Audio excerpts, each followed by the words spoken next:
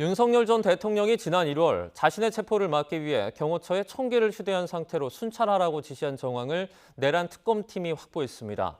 특검팀은 이 같은 내용을 윤 전 대통령의 구속영장에도 적시했습니다. 한동호 기자입니다. 지난 1월 7일 경찰과 공수처의 2차 체포영장 집행을 앞두고 윤석열 전 대통령은 당시 김성훈 경호처 차장에게 문자 메시지를 보낸 것으로 조사됐습니다. 경호처는 전현직 국군 통수권자의 안전만 생각한다는 내용으로 자신에 대한 체포 저지에 강력히 나서라는 지시로 해석됩니다.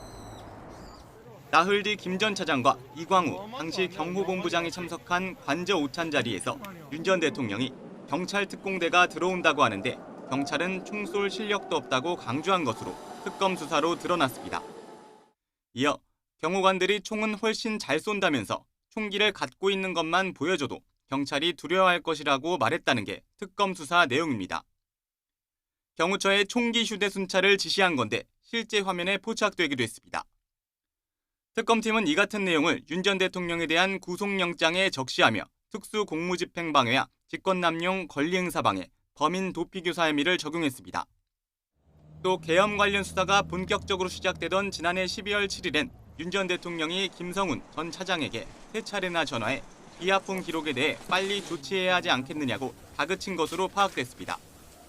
윤 전 대통령 측은 법리적으로 범죄가 성립할 수 없다며 혐의를 모두 부인하는 가운데 계엄 전후 감춰졌던 윤 전 대통령의 행적이 하나둘 실체를 드러낼지 관심입니다. YTN 한동우입니다.